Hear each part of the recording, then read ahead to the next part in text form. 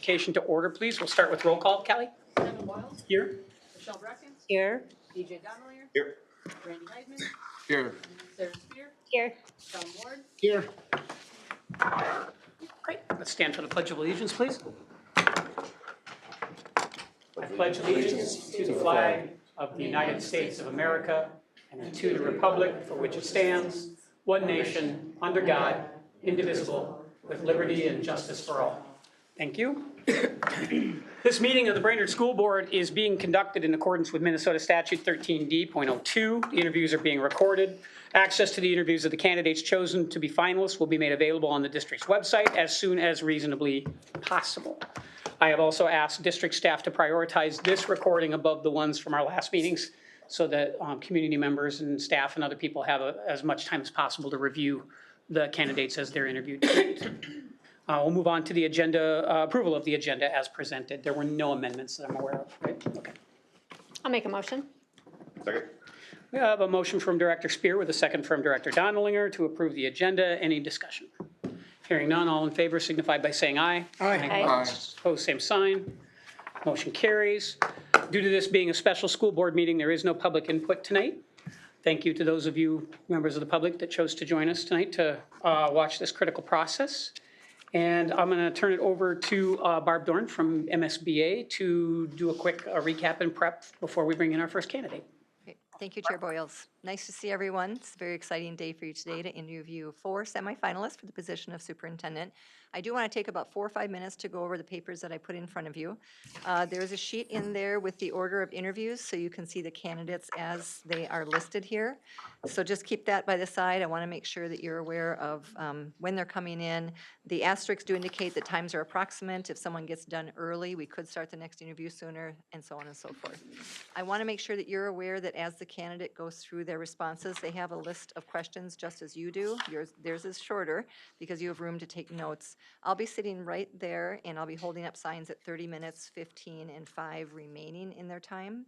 I don't raise it up in the middle of an answer because I want them to finish their thought. So if you're watching your clock and it's exactly 30 minutes, I'll let them go another minute or two. So I don't ever interrupt people. I wait till they're done and then I hold it up. I'll try to get their attention for sure, but hopefully the board, someone on the board will notice it as well, that there's 30 minutes left or 15 and so on and so forth. Speaking of the questions, you do have here the EMD form. You have 4 copies because you have 4 interviews. So what I would suggest is this. Please place your name on there, the top questions in red that say for school board use only. Question 1, 2, and 3 is the name of the candidate, today's date, and your name. And that way, when I send you the electronic link, which I've not sent to you yet, you will have to answer those 3 questions. Which candidate is it? You choose it. What day is it? And then you choose your own name in the drop-down box. You then will input your results for these 14 questions. It looks like there's 17, but it's only because those 3 first questions are required on the electronic form. So what I'd like you to do is for at least the first 2, if not all 4, don't do anything electronic yet. That's why I haven't sent you the link. What we found is people need to get their sea legs under them a little bit as far as what kind of answer exceeds their expectations, what kind of answer would disappoint them. And sometimes people are a little bit more harsh on the first candidate because their expectations are a little too high. And they've heard similar answers from other candidates. It tends to level that playing field. So no matter what, fill out the EMD. The T is timed out. You only use that if the candidate runs out of time. If they only get through 12 questions, for example, and I'm cutting them off at 0 because I have a sign that says 0, then you would put timed out on the last few questions. But otherwise, all of them will be exceeds, meets, or disappoints you. The reason we do that is you as individual board members have your own lens about what you're looking for. Generally speaking, you're looking for the same thing, but there might be some difference between exceeds and meets. There might be a difference between meets and disappoints. So we want you to be sure that you have some latitude to bring your own perspectives and opinions to these. We will tally these electronically, and I'll give you a printed copy of them during right before deliberations. So you'll see the results. They're anonymous to the board. However, we do see every board member's answers, so we want to be sure that everyone answers it for all 14 questions. Please be as objective as you possibly can. We did talk in our interview training about the role bias can play and the things that you may expect from someone based upon who they are, how they look, those assumptions you make. Try to keep that at bay and just simply rate the quality of their answers for each and every question. The last piece you have is the one with all the color on it. This is our crib sheet. It summarizes for you the leadership profile you developed, which is in the brochure. It also compares and contrasts the board identified specialized skills and your stakeholders identified skills of your top 6 or 7. And then the areas of expertise the stakeholders identified as being most important. We want to keep this in front of you during deliberations. If you get stuck, if it's a really close call and everyone's really great, this could help sometimes point you toward the best candidate to bring forth into the second round. That's all I have to present. I do have a real quick question in terms of the candidates when they come in the room. Generally speaking, I'll simply bring them in and introduce them to the board. Is everyone okay shaking hands? Because candidates like to know in advance if that's okay, but if there's anyone who's not feeling well or prefers not to shake hands in the world of COVID, I want to make sure I respect that as well. We're okay with it? Yep. Okay. Let's see, the questions have a space on the left, on the left side as well. I'm going to go down and get your first candidate, but while I'm gone, I'd like you to talk about the questions and just decide in what order you're going to go asking the questions, and you can put your name by the ones that you're going to ask. We do want you to ask the same question each time. Generally, the chair will ask the first question, which technically is question 4, but it's your first question, so that would be Kevin. And then you just decide if you're going to the left or right and just continue doing that until the questions are done. Please don't ask any follow-up questions either, unless it's a clarifying question, such as they use an acronym that you don't understand or a term that you want clarified.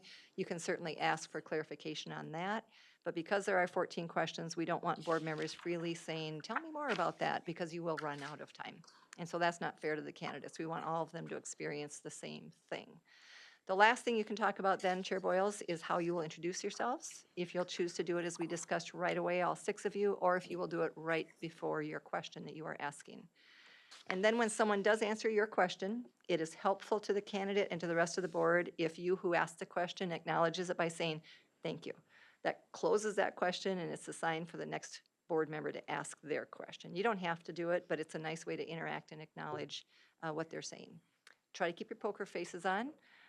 Don't be nodding and smiling at one candidate and frowning and shaking your head at another. We want everyone to experience the same thing. That was a lot in about 6 minutes. Do you need anything further from me before I go downstairs? Are we doing the electronic stuff today yet? Today yet, yes. At the end, At the end. after the we've end. seen all 4. Okay. Yep, and I can Fill out your input sheet. them, I can take the sheets and do them for you during the break if you want, or you could do them yourselves. But I want you to do at least 2 or 3 before you try to do it electronically, just to make sure that you're gauging these answers on the same level of field. Barb, does the electronic version have, like if we write notes, do we add that to the elect? No, Okay, no it's notes, just it's the just EMD, okay. EMD. And do take notes that will help you remember what they said. You don't have to write everything they say, because then you're not going to be able to keep up. Just write down the things that really resonate with you, things you really liked, because when we go and talk about them during deliberations, you want to be able to remember who said what. But you do have 4, and sometimes after the 4th 4 hours of listening, you're going to kind of forget who said what. So jot those down. Please make sure the notes you take, thank you for asking this, make sure the notes you take do not tread on any protected classes. So don't write down, for example, an approximate age or their gender or their race. Don't write down anything that is in a protected class, because that's irrelevant to the decision you're making, and you don't want to leave a paper trail of those kinds of things. These notes will get turned in at the end of the search to your HR person for filing. I know you have data retention policies, and these will be in the personnel data retention policy area. Great questions. Good to Very go? good. Okay, so you're going to talk about in what order to go Yeah, with the we'll questions? take care of that while you and then go get how to them. do your introductions, and I shall return Are shortly. you doing number 1? Yeah, so Report. here, good afternoon. Welcome to Brainerd Public Schools, and thanks for coming in to meet with us about the opening for our district superintendent position. The process today is that we're going to rotate around the table, each one of us asking you questions in order, and we'll be taking notes while we do that, obviously. So please know that even though we're furiously taking notes, we are definitely listening to every word, and don't intend to be disrespectful in any way. I believe Barb supplied you with a copy of the questions that we will be asking you. Please note that there are 14 of these questions. Our last question will be whether you have questions for us. The interview is scheduled for 1 hour. Barb Dorn is sitting right over there with handy signs to let us know that the 30, the 15, and the 5 minutes remaining marks in the interview period. And that will tell us how much allotted time we have left. And then I think, thank you. And we'll go ahead and get started. So I drew the straw to ask the first question for this evening. So, my name, Kevin Boyles. I'm the board chair here in Brainerd, and I've been on the board, this is my 4th year. So first off, would you please tell us about yourself and why you're interested in becoming the superintendent of schools for Brainerd Public Schools? Sure. Again, my name's Adrian Norman. I'm an Iron Ranger. I was born on the range, live on the range, and recently worked on the range.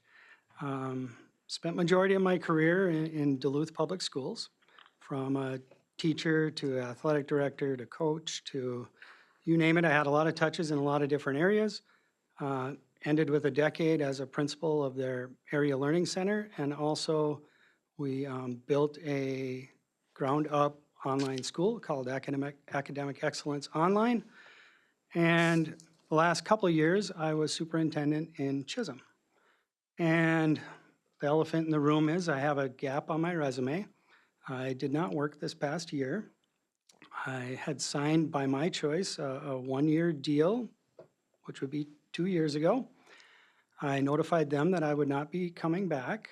My health had taken a turn, and I'm glad I took a break because it became urgent, and medical was something that I don't want to discuss here, but I want to keep confidential and private. But I'm glad I took the time because it ended up being an emergency situation, and I'm now doing much better. So it took some time to recover, and here I am. One of the things that I wanted to do was be very thoughtful and careful in my choice. I worked a lot of years in education, and I wanted to make sure I went to a place that aligned with my philosophy, that the community aligned with the board, and the board aligned with how I feel and I believe. So I've watched a number of your meetings. I heard about your surveys. I was very happy to see they aligned with how you felt, because that's a big deal if the board is in alignment with the community. My fiance is a proud graduate of Brainerd. I shared downstairs that unfortunately the last 2 times I was here was for funerals. But I've been to Brainerd a number of times, and you guys have a great school district and a lot to be proud of. And it's a place that I would love to work at and hopefully offer my skills to make it a better place. Thank you. What would be your oh, I'm sorry, I forgot to introduce myself. I'm Sarah Spear, and I've been on the board for going on 3 years. So nice to meet you. What would be your priorities as you work with staff and parents to provide our students with the skills they need to succeed after graduation? So you have a number of great things in place already. Again, I'm not here other than looking at it from a 10,000-foot view, but your career pathways that you do with your career in tech ed, your online school, some of your courses, if I were to be your superintendent, I'd probably have to block my calendar because I'd really like to see the coding and gaming course. I really would like to see some of the things that you're doing. They're really exciting, and they're good for kids. And so I'm one person.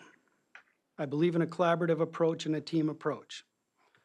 As far as my priorities to work with the staff and parents and students to give them the skills they need to succeed and graduate and beyond graduation, that's working with a team to make sure we provide the best educational opportunity we can for folks. And that starts with safety, starts with communication, it starts with being transparent, having an open door policy, making sure we're communicating day in and day out so they know that we are the parents when the parents aren't there. We are taking care of their children. We are concerned about their health and well-being, their mental health. We're working as a team to work together to be that person as an entity to help them succeed every step of the way. Thank you. Glad to meet you. My name is Randy Heidman, and I've been on the school board for 2 years. And the next question is, how do you foster collaboration among administrators, teachers, parents, and other stakeholders to develop and implement initiatives aimed at improving student outcomes? Sure. So again, I believe in an open door policy. I'm a very approachable person. I'm present. I am a type A. I am in classrooms. I am in the community. I'm someone that will be visible and you will see. I believe that, like I shared earlier, lines of communication need to be open. You need to be transparent with the public, and you need to work together.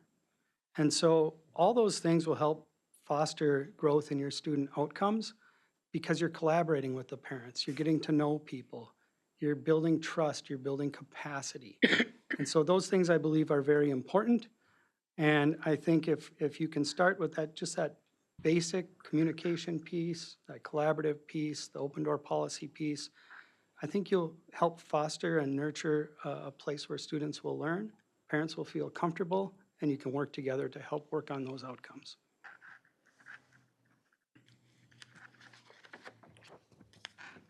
Thank you. I'm John, and I've been on the board for 2 years.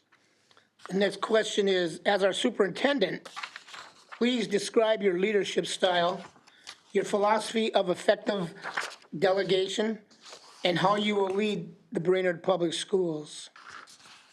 So I'm a lifelong learner, and I would have a lot to learn. There's a lot of experts in this district that I would lean on. My previous experience, I created a cabinet or a team, and we met weekly. We communicated weekly to the board and to all the staff and to the community about what we were doing and our plans. Like I said, I'm going to learn from them. And it's going to be a steep learning curve at first, but to get input from all the stakeholders will be important. My style would be to listen first and talk second, and to lean on them to try to bring the best of them forward. Maybe bring some skills from my past to help them where they want to go in their career. And delegation sounds kind of like a harsh word. I'd rather change that to collaboration. So I would use a more collaborative approach. Thank you. My name's DJ Dollinger. I'm on my second year on the board. Tell us about your previous experience related to directing, planning, building, and implementing a school district budget, including budget shortfalls. So I stepped into previous district that was deficit spending, that the week I got there had no financial person, no business manager, no administrative clerical, and the activity director quit. I became the elementary principal, wore all those hats, plus community ed, plus superintendent. So I was drinking out of the fire hose, and it was my first superintendent experience. I needed a village. I needed a lot of people to help. And so creating those teams to help support and learn and work together is how we pulled it off. I would need that same thing here when it comes to budget and budgeting process. You've already done the budget, or quite a ways in, that's due June 30th. So that will take place before, if I am your superintendent, ever step foot in here. So I would inherit whatever budget that would be. So I, A, would want to learn about your process and how you got to where you were. B, what those priorities were and why. And C, how does it align with your strategic plan? Because your strategic plan should be an investment into your teaching and learning and into your students. And so if you want to have student outcomes move forward, when you take and implement your plan and turn it from a strategic plan to an action plan, you will see those things happen. Now, some of those are an investment. When you tend to invest, you need to look at your whole budget on what your priority is. So if you want to focus on digitizing content, just to use an example, that's an investment. So you're going to invest in teaching and learning. You're going to invest in the hours that they're going to work on curriculum. If you don't have a deep curriculum budget, the money's got to come from somewhere. So you're going to have to prioritize those things. Again, I would tend to want to lean on a team to learn where your focus currently is, collaborate with others, hear what the board has to say as far as where their priorities are, because I'm assuming every one of you is on this board for a reason. And I'd want to learn that. I'd want to learn about district initiatives, building initiatives, and then build off of that. And then I always would say at my previous sites is, we'll figure out a way. So I've tapped into grants and other resources. I've done plenty of grant writing. If there is something that is a priority, we'll figure out a way. And so in a nutshell, that's how I would work on a budget and a process and work together to try to prioritize and make things happen. Okay, thank you. My name is Michelle Brecken, and I am in my second year on the board. My question is, please share an example of a challenging leadership situation you have faced over your career and how you handled it. How did that affect you, and what did you learn? So previously, I had an administrator that I was working with that was not meeting the basics of the position. And this was a team member that I worked with, tried a number of coaching sessions, tried an improvement plan. And when the basic safety of students and care of students was not being met, I had to make a very tough decision. I worked with the union, the board. I did not want to hurt someone's livelihood, so that person was able to take a different position than the position they were in. And that affected me. That was hard. This is someone you were in the trenches with and you worked with. But you also need people that are coachable, that are willing to evolve and change, that want what's best for kids, and safety and security of your children should come first.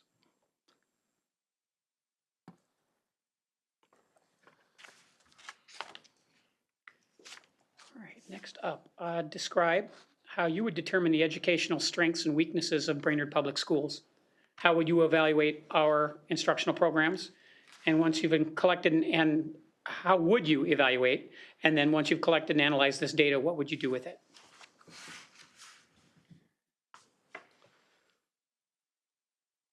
Well,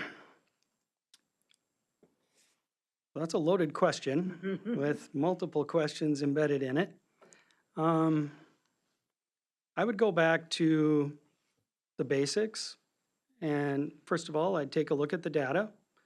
So pass-fail rates, student attendance rates for courses, pare it down to more of a molecular level to see what a root cause analysis could be. Try to figure out if that's maybe switching some folks around in a department that possibly teaches it, or grade level, depending on what it is, to see if that makes a difference or a change. Focus on the program itself to see if it's meeting standards that are Minnesota Department of Education. I guess we would need to create a rubric on what that would look like to find out what exactly we are looking for.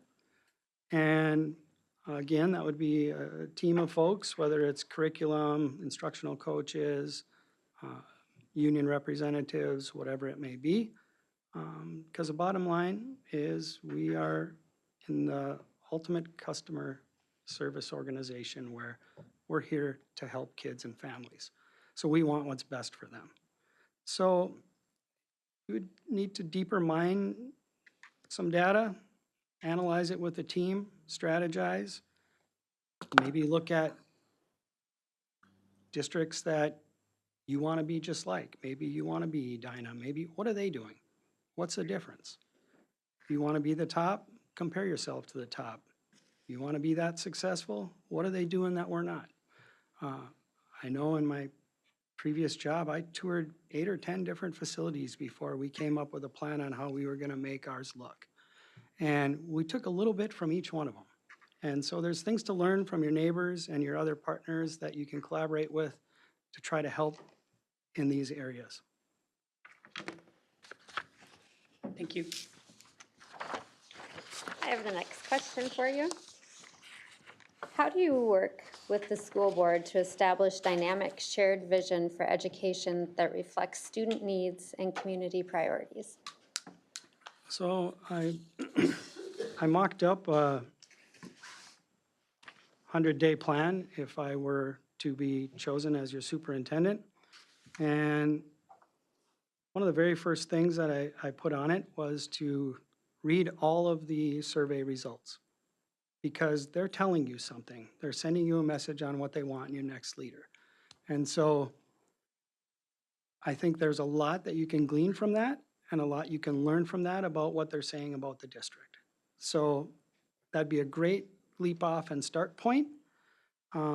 As far as establishing a shared vision, my question to you at the end will help me develop that, because I'm going to ask a question of you.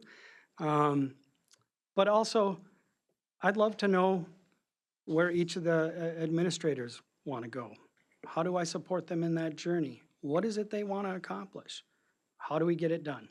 And so within it, one of the key things you have to do as far as community priorities is you have to listen, and you have to be out there, and you have to be present. So on my list is quite a bit of community outreach. And it's kind of a lot to put on for 100 days, but you're in your honeymoon period, hopefully, knock on wood, where you can do those things. And in my previous district, I started off in the summer. I went to the parade and I handed out pencils that had the school district name, and I introduced myself to folks. Sounds silly. It was one of the best things I did.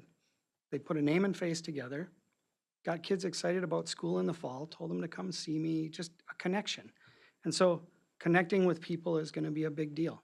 And so I think listening, building relationships, connecting with folks, talking with board members in one-on-ones to find out where you would like things to go. Thank you.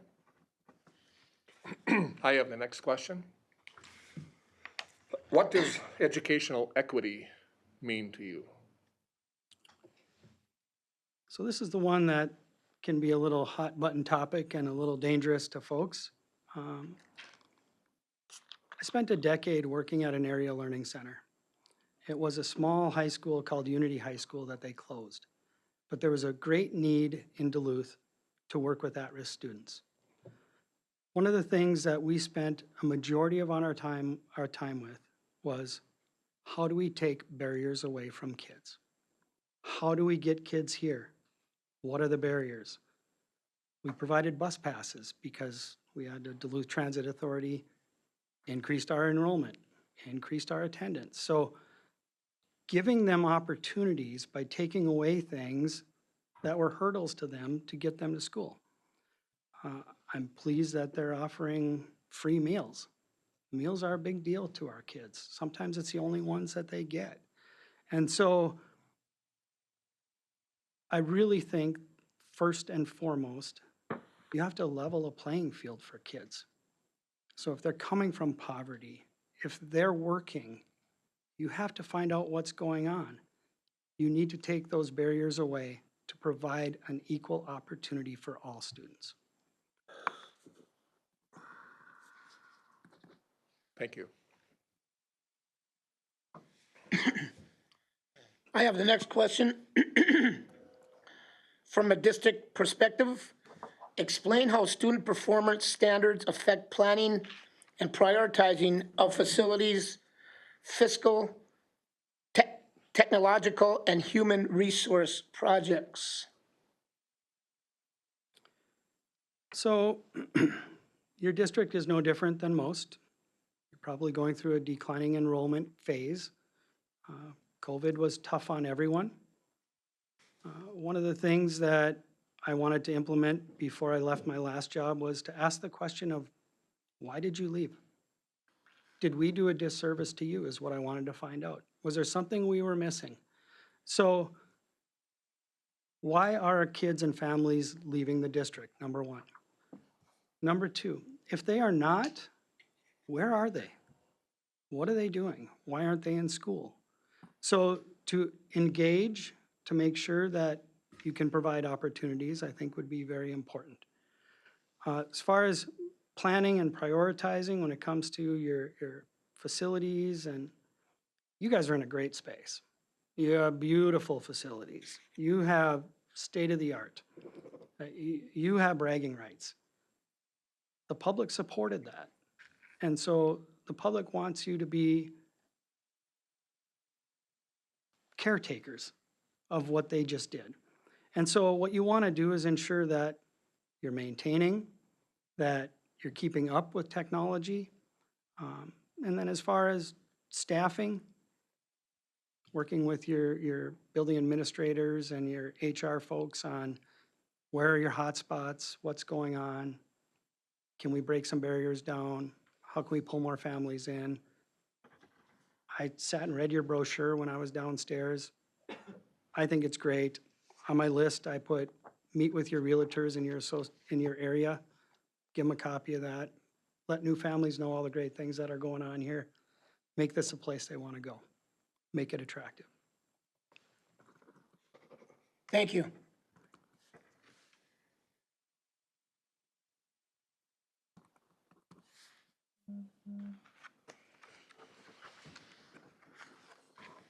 Oh, man, someone's supposed to ask you another question. How do you ensure district-wide safe and inclusive learning environments for all students? And as superintendent, how would you handle disciplinarian needs to ensure students are accountable for their actions?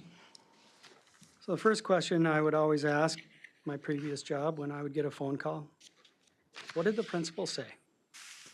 Well, I didn't talk to them. Okay, is there a reason? Would you like me to talk to them? Are you scared to talk to them? Is there a reason that there's a barrier that you didn't communicate directly? Because so much gets lost in that direct communication when it's not there. So I would always ask that. If I got a call about a specific teacher, the same thing. Well, what did the teacher say when you talk to them? And then you got to close the loop. You got to make sure you get back to them. You got to make sure you communicate what happened. It never hurts to get people together and let people talk. Oftentimes, probably 9 out of 10 times, it's miscommunication. And so to clear the air and offer that opportunity is a big thing. And so I believe in that. I believe in closing the loop. I believe in empowering others to have those conversations. And if they need coaching on what that looks like, that can be my role. Now, sometimes it goes right to the top for a reason, and it's meant to go right to the top, whether it's a police issue or something that needs to be dealt with, and that's the buck stops here, and that's how it's designed. Students do need to be held accountable for their actions. Again, coming out of COVID, they lost some time with their peers. They lost some civility. You see it in our politics. You see it on TV all the time. I'll compliment the chair. You do a really nice job in your meetings. You let everyone speak. You let all opinions be heard. And you all act civilly together, which is great to see. Because you don't agree philosophically, and that's okay. If I were a betting man, I'd bet you're 3-3, which is wonderful. You've just heard all perspectives. That's the best thing that you can bring to a conversation and bring to the table. So I applaud you on your work and your efforts, and I would lead that same way. Thanks. Okay, we have the next question. We believe building effective leadership teams is critical to student success. As you look at Brainerd Public Schools, what specific competency and leadership traits would you look for in administrative colleagues on your team and why? Please be specific. Student-centric, number one. So I probably have been a broken record for years on how does this impact kids? Every lens should happen like that. in Duluth, they developed a tool called the T-Tool, which is about equity and accountability. So you look through that lens when you make decisions to make sure it's good for all kids. Sometimes you make decisions that have unforeseen negatives and unforeseen positives, so you need to reevaluate some decisions and things you make. What I would ask that's critical to student success and leadership is students first, be transparent, communicate, and then over-communicate. Have that open door policy, invite folks in, have the hard conversations. Doing it up front in a school year is money in the bank as the school year goes on. So it's very important to try to build those relationships with folks right away. I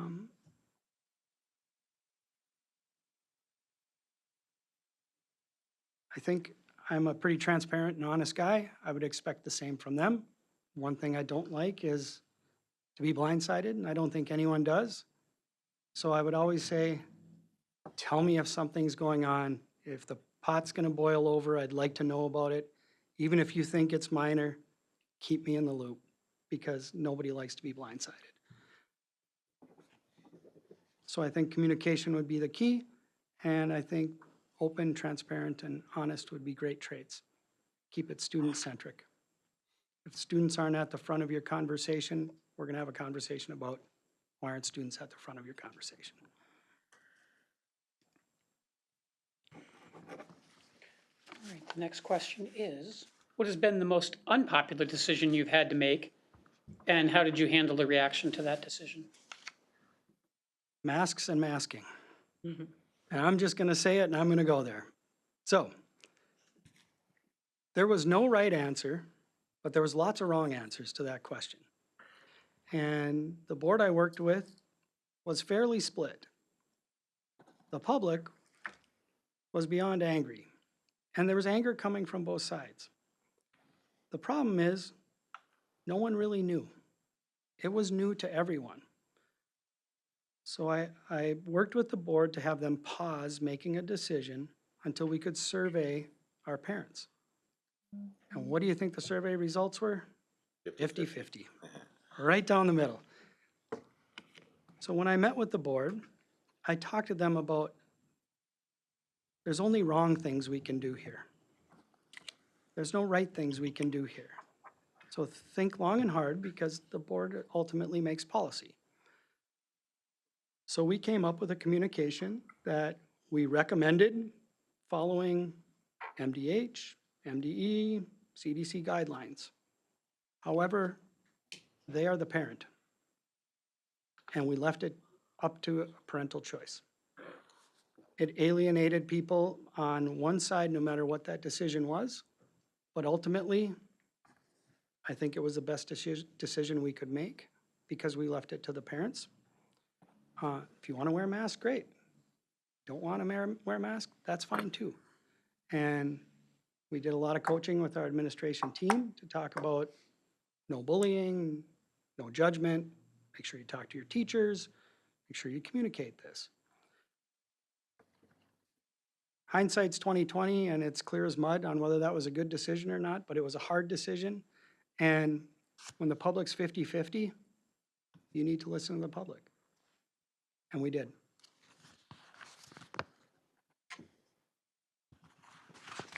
And it was unpopular with many.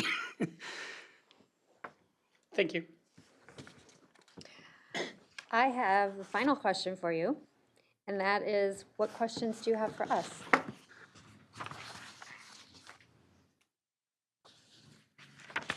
So, I know Barb had talked to you about this from watching your meeting, that superintendent jobs are about a fit.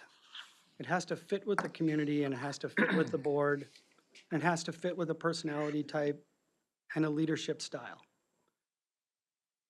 1 hour isn't enough time. There's a body of work in a resume. But I'd just like to hear from you on why you ran for the board. You can pass if you want, just one word or one sentence, why you wanted to be on the school board. Sounds great. Director Ward, would you be so kind as to kick off? Sure, thank you. I was an educator and coach for 34 years. About 14 of them up in Proctor, a place probably you are familiar with. I ran for the board because of kids and community and family. And our kids are our future. And if we don't provide the quality of education that they need, our future isn't going to be bright. That's why I ran for the board. Thank you. I ran to make this a better school than, well, let me change that. You know, I wanted to get back to where we were back in the days when my kids went to school. There's a lot of pressure within schools, society, there's a lot of pressures there. But I think this town wraps its arms around the school. And it's a very important part of our community. And I just want to make sure that I have a voice in helping that, to continue to be that shining star on the hill, so to speak. And, you know, it's been a pleasure working with these folks as well, and working with some of the teachers and getting to know them. And it's a tough job, but it's a good job. Thank you. I too have an education background. I came from a family of educators and taught for a while. And so I just firmly believe education is your ticket to your potential, and nobody should be denied that. And I think that this district is phenomenal. I've had one child now graduate out. I still have one in the district. And I'm so proud of the tenure and the expertise of the staff and the admin, and just want to be a supportive cheerleader. Thank you. Mine's a little bit different in that I'm really was less concerned about taking us back to what we were, instead trying to offer some innovative ideas to this body with my experience as maybe the only non-military person to have kids in 8 school districts in 7 states over the last 30 years, to try to move us forward to what we can be. I felt like at the time the board makeup was more people that were local. I had just moved back here. We moved back from Chicago specifically to take my 9th grade son to this school because I trusted this school for his high school. So we came back here, and then I, for some reason, got the wild idea to do this thing. So that's how I came to it. Thank you. I too was an educator, a school social worker for 32 years, and during my tenure, I had the benefit of working closely with administration, side by side with colleague educators, support staff, and collaborating with families. And I wanted to continue to ensure that all students have access to evidence-based, equitable learning opportunities. And I thought, being on the board, I could be a part of ensuring that that would continue to happen. Thank you. My parents grew up in Brainerd and graduated from Brainerd High School. My wife's parents graduated from Brainerd High School, as my wife did, and I did, and our children did. And when I went to school in Brainerd, we were in the top 5 schools in the state. And I've got a lot of employees and a lot of great people that work for me, and some of them are awfully intelligent. And they didn't grow up on the right side of town. They didn't grow up getting to go to some fancy college, but they're very, very smart people. And I started noticing that these younger people that we're hiring, they don't show up for work on time. They don't come in. You can call them. They won't answer the phone. They won't text you. They won't email you. They just don't show up. And they'll show back up 2 days later and think it's okay. And so I started to snoop into it, that I thought that maybe this was coming from our education. And I'm not blaming anybody, because I don't think it's just an individual to Brainerd. But I can't fix all the schools. But I think I could help fix this one. Our test scores are down, and I am fairly fortunate in my life. And I wasn't certainly not worried about my children. If I had to pay a tutor, my kids would have been on top. It wouldn't have been a problem, but most people can't afford that. And communities like Brainerd, we need architects. We need someone to pour the cement. Someone's got to sheetrock that wall. We need teachers, we need administrators, we need doctors, we need lawyers, we even need car salesmen. Insurance brokers, accountants, and if we don't have the quality of people, I don't think we're gonna have much of a town left. And you know, I don't have that much time to go. And at my age, so, you know, I'm sure I'm gonna have a fine ride out. But I'm worried about my kids, I'm worried about my employees' kids.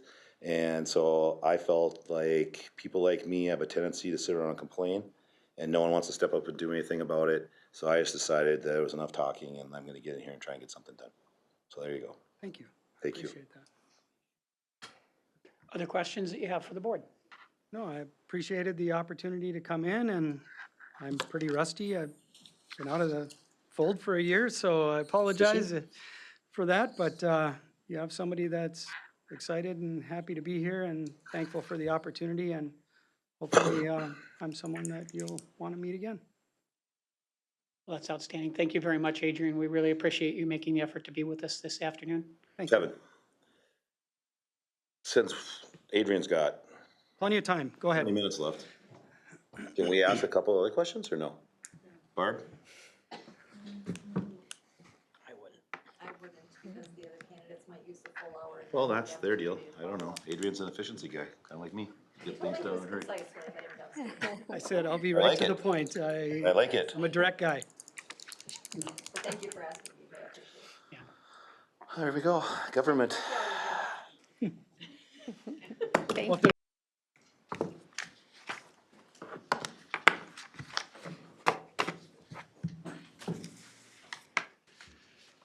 All right, well, good afternoon/evening. We're kind of on the cusp at the moment, so we'll use both. And welcome to Brainerd Public Schools. Thank you. Thank you for meeting with us about becoming the district superintendent. The process for today is that we'll go around and rotate with different board members asking you questions. And we'll be taking notes while you answer those questions, so please don't see that as anything disrespectful. We're just trying to scribble as much as we possibly can with the 4 interviews today. As you can see, we've got a copy of the questions provided for you there. There are 14 questions that will be asked by us, plus the final question, or 14, is question 14? I don't remember. Anyway, you get to ask us questions at the end. There's 14 questions. The last one's Plus number the- 17. Gotcha. Because the top 3 are for us. Fair enough. That's why we have 6 of us. Together, we figure all this stuff out. It's a team. The interview is scheduled for 1 hour. Barb Dorn is sitting over to my right, your left, and she has the helpful signs at the 30, 15, and 5-minute marks to let you know where we are in terms of allotted time. And so with that in mind, I'm going to have each board member introduce themselves as they ask their first question. And that will start with yours truly. My name is Kevin Boyles. I have been on the board for, this is my 4th year. And our first question for you today is, tell us about yourself and why you're interested in becoming the superintendent for Brainerd Public Schools. Well, my name is Dr. Christine Werkamp-Herman, as she had said. I actually grew up in a small town in Iowa, northwest Iowa. Go Hawkeyes, have to say. Clayton Clark, she's the one. Northwest Iowa farming community. Went to college at Wartburg for 1 year in eastern Iowa, and then ended up transferring to Augustana College in Sioux Falls, South Dakota. Graduated there with a business degree. And I worked in credit card industry for several years, and then into the collection industry, moving here to Minnesota, moved into the Twin Cities. So about 15 years, but in the course of that time, I was earning a good living and yet felt like I wasn't quite giving back. And so I started tutoring a woman in English, and I fell in love with it. So I kept working in my current position, and I ended up going back to the University of Minnesota, got a teaching license, and then went on to get a master's. And I started teaching part-time, and I loved it, but I kept doing my other job. I just didn't know, so I had feet in both worlds. And then finally, I just had to give my commitment to education, and so I was a teacher. And then I quickly moved up into, and I was a teacher in St. Paul Public Schools. And I quickly moved up within about 6 years from teacher to assistant supervisor to the supervisor of the program. That program is adult basic education. At that time, it would be 16-year-old students up through into the 40s, 50s, 60s, whatever. We had 1,100 students in our building. We had probably 98% poverty. And ran that building. So it was a very quick move, and I think it was because of the experience I had in business that helped manage that whole sector of HR work, finance, et cetera. I just did that position for about 3 years and then was promoted and moved to White Bear Lake as their community ed director. And then also ran their Title VII program, so was the American Indian funding stream and was the liaison for the American Indian Parent Advisory Committee, and worked with students there, the Native students there, in making sure that we were meeting their needs and their educationals. And then moved on to Robbinsdale area schools where I was executive director. And there I oversaw a myriad of programming, including the safe schools. So I had all the SROs, law enforcement agencies. I did a lot of legislative work in both White Bear Lake and Robbinsdale area schools. I also oversaw during COVID, worked with the team to come up with hybrid plan as well as student support centers. So every single building, 17 buildings in that district had support centers that I oversaw that programming as well. So again, it seemed my hands were in about everything in that district. Always having my hands on finance because it just was a natural fit. So kept thinking I wanted to be a superintendent and then ended up in Royalton. And so in Royalton, I'm back to small school, just like I grew up in. I had 42 kids in my graduating class. Felt just like, it feels like what I grew up with. And then I see Brainerd coming open the second time that I've been still at Royalton, thinking, this is drawing me here because it's a big school in a rural area. So it feels like it fits my educational experience, work experience, as well as what I grew up with. And so along with that, when I see that you have the most blue ribbon schools in the state, that's impressive. The building bond that you got several years ago, well, about 5 years, I think by now, 7, 8. The commitment the community put forward for that type of project, I think it was the largest at the time, right, that the state had. That's pretty amazing. And so when I see that commitment from the community, that draws me here. And so I want to be a part of a district that has a community that's committed to their kids, and it feels like a natural fit. Thank you. Hi and welcome. I'm Sarah Spear, and this is my 3rd year on the board, and I've got the next question for you. What would be your priorities as you work with staff and parents to provide our students with the skills they need to succeed after graduation? Well, I noticed that you started career pathway work. I did a lot of that work when I was in St. Paul as well as White Bear. And we're just beginning that work in Royalton. I think that's a key to work with businesses, to understand what their needs are with the employees that they're going to hire. I think it's incredibly important that our students know what's available to them for their next steps. I think it's important that they have the necessary academic skills to think critically, to solve problems, to make decisions. I think it's important that they have collaboration skills, can work in teams. I know that employers are looking for that. When I was doing the career pathway work that I did, especially in St. Paul and White Bear, that came across loudly and clearly of wanting kids to be able to work, their employees to be able to work together. So our children need to be taught that in our schools. That's a high priority for me. I think also, as well as the workforce, I do believe in preparing them to be citizens, to be active participants in our community, whether that be in city council work or whether that just be in volunteer work, but supporting the community so that we can be as strong as we can be. And they're part of that. And I think that can also come through a lot of service learning work. I think if we provide those experiences for them while they're in school, we can hope that they would carry that into their adulthood. Thank you. Hi, I'm Randy Heidman. I am 2 years on the school board, and I have your next question.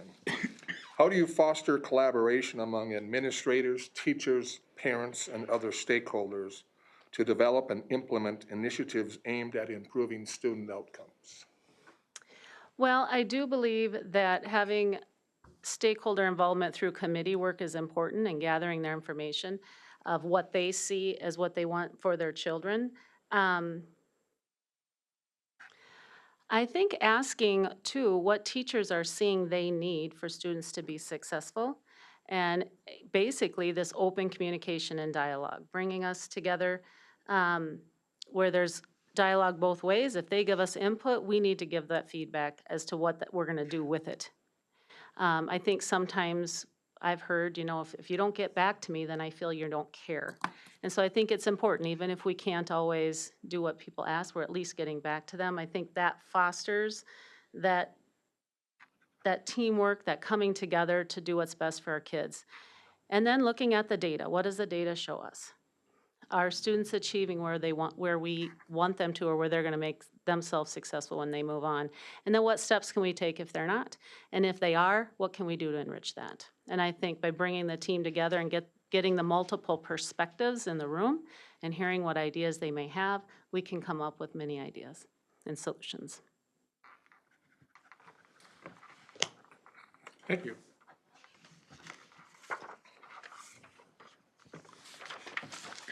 Hi, I'm John Ward, and I've been on the board for 2 years. And my question to you is, as our superintendent, please describe your leadership style, your philosophy of effective delegation, and how you will lead the Brainerd Public Schools. So I'm a very clear communicator. I'm very open, honest, and direct. If someone asks me something, I'm going to give them the answer. If I don't have it, I'll find out and get back to them. I also believe in letting leaders lead. I do not micromanage. I feel that is a detriment to an organization. Everyone has skills and abilities. They were hired to do their work. We need to let them. And in the event that it isn't up to what we want them to do, it's not up to the caliber of our expectation, then we have to hold them accountable. And in that process, it's providing them supports first. What do they need to be successful? It's providing that for them, setting the conditions for their success. And then if you've done that, and then there's still some, they're not meeting the grade of what our expectations are, we need to hold them accountable for that. But I'm a big believer in not micromanaging and letting leaders lead. I'm also very much a team-oriented leader. We work together. I believe that you have to have lots of minds in the room in order to have good decisions. Sure, sometimes you're gonna have the final answer made by the superintendent and with maybe not a lot of input, might be in a crisis situation, but rarely does that happen, and I don't make decisions in isolation. I work together, and I believe in working as a team. I do that currently, and we have a good process in place. We do what we call run the bases. If we have a situation that we're unsure of how to answer, we all work together through this process. David Webb has put out a book on this, and we follow that running the bases structure in our decision-making. It's worked really well for us. And again, it's a team-oriented process. I'm a quick decision maker, so I need lots of people in the room so it slows me down a little bit. And yeah, and I think it works. It's been working very well for me.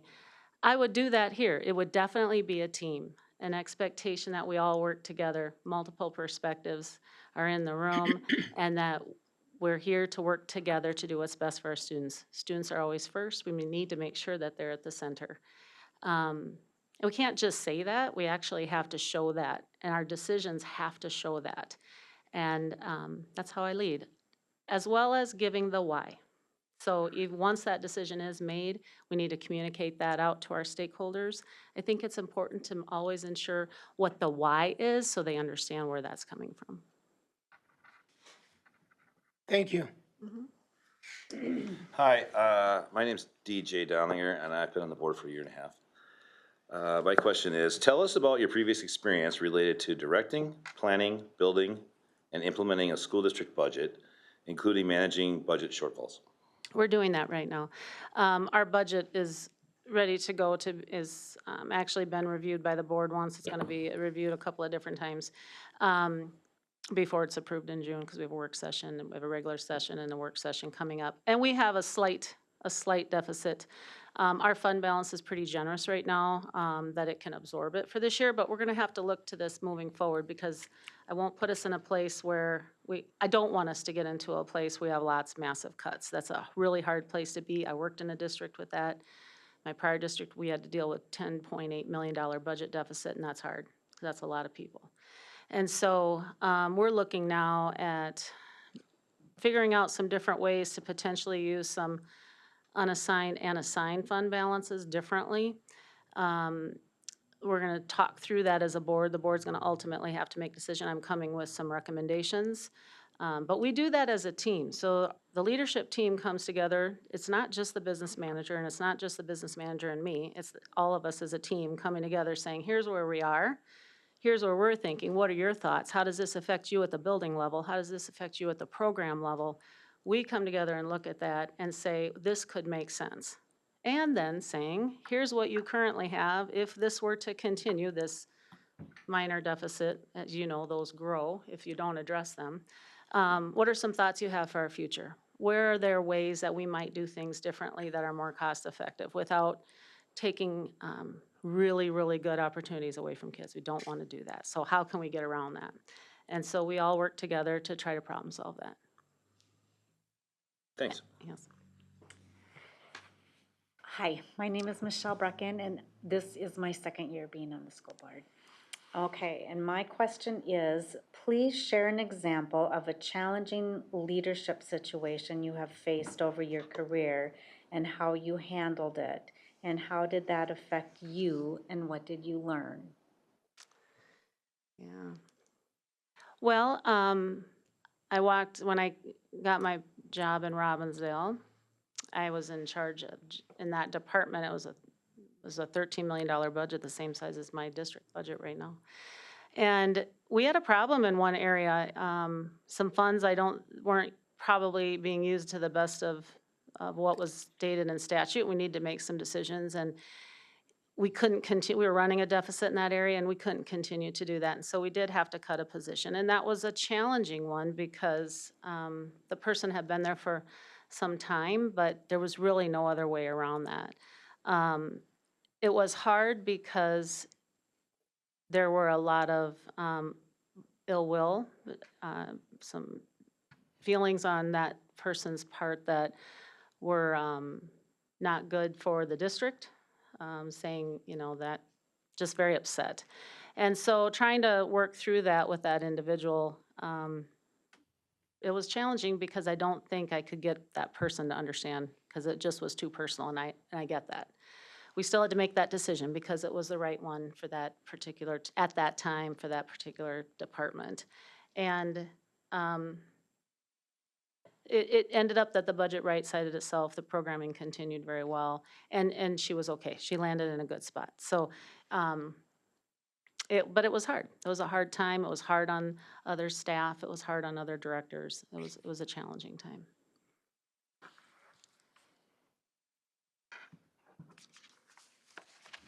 All right, your next question is, describe how you would determine the educational strengths and weaknesses of Brainerd Public Schools. How would you evaluate our instructional programs? And then once you've collected and analyzed this data, what would you do with it? Well, first of all, I think it's really important to sit down and meet with everyone, the leaders of all the buildings, all the different departments, cabinet, find out what are their perspectives, what do they see, what's the history, what's been happening, how do they see the future? Where do they see gaps? What would they like to see changed? How does this READ Act affect them? Do they think that's a good thing? How are they nervous about that? What scares them? What if they think there are weaknesses? Do they have solutions for those?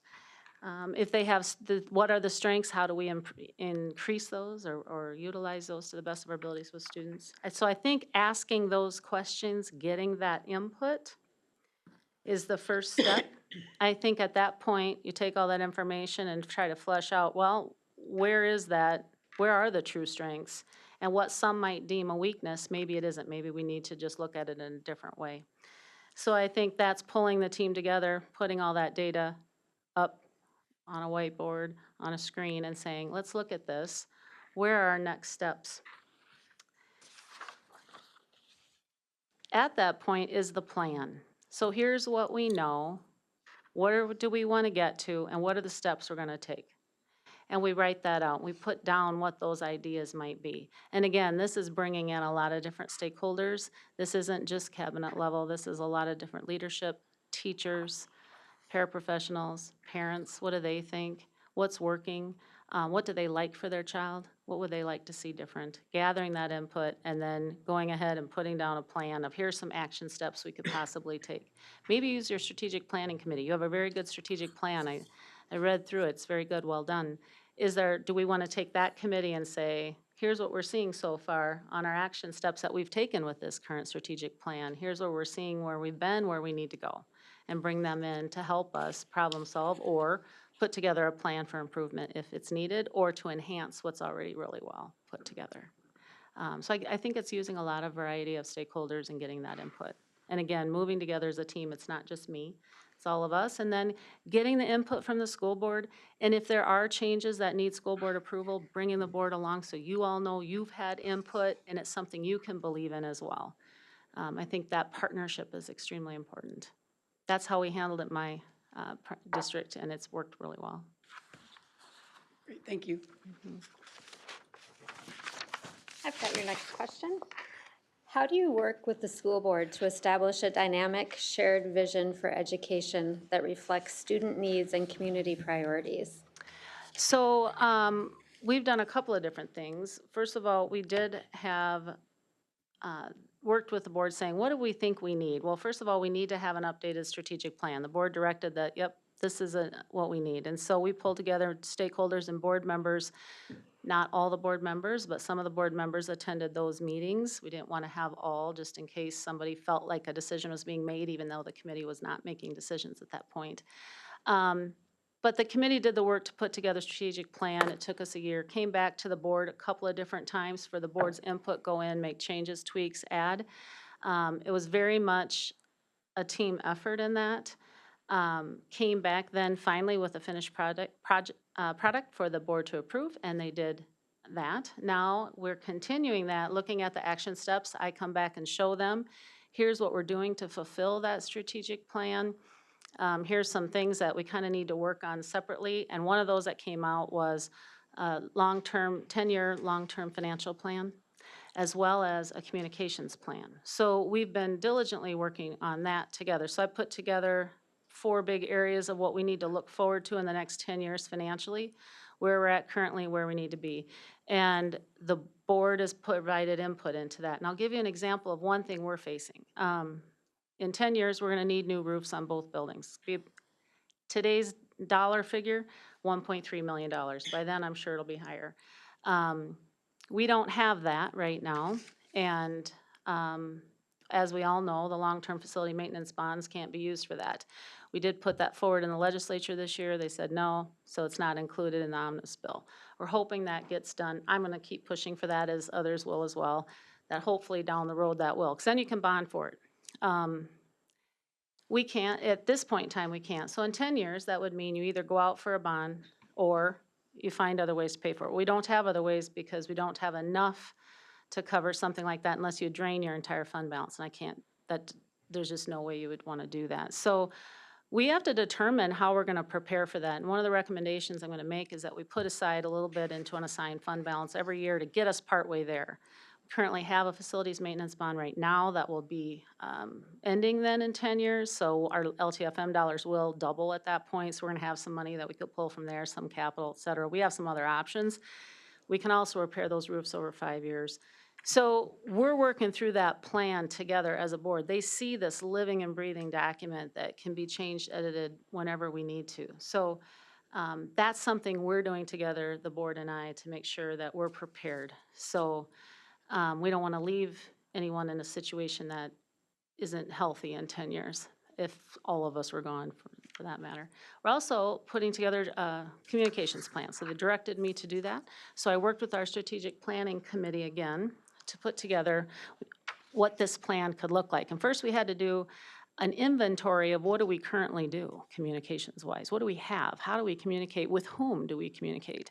Put together a large document. We surveyed our families and found out, what's good about what we do and what isn't. And we looked at how superintendent communicates, how principals communicate, how different departments communicate, teachers communicate, coaches communicate, athletic director, all those different areas to get input from them as well as from the committee.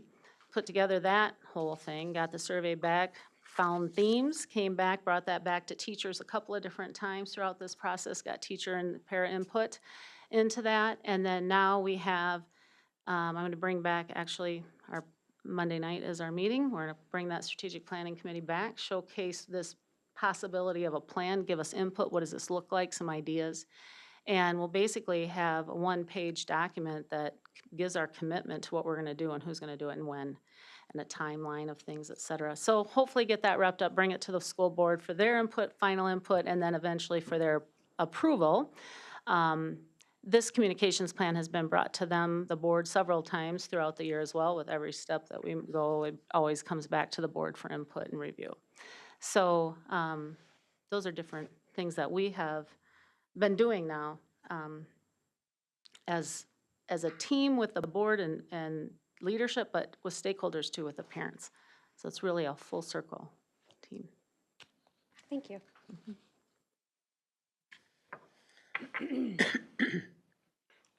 I have the next question. What does educational equity mean to you?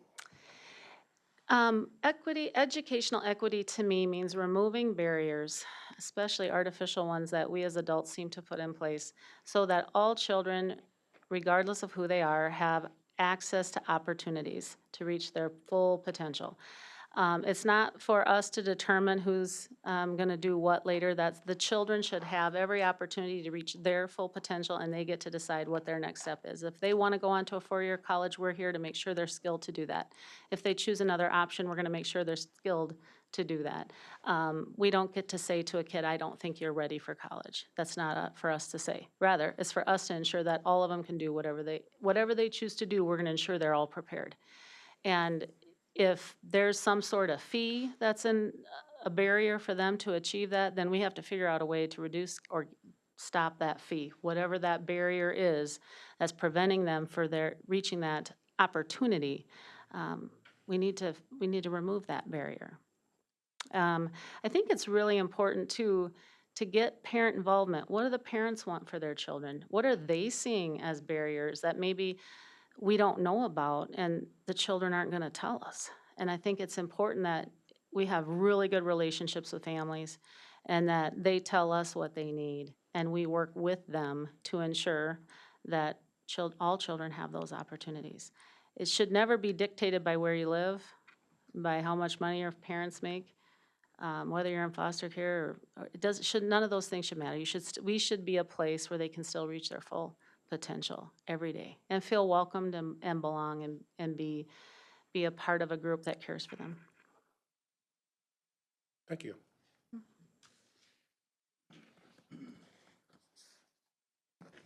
I have the next question for you. From a district perspective, explain how student performance standards affect planning and prioritizing of facilities, fiscal, technological, and human resource projects. Yeah. So I think if we're looking at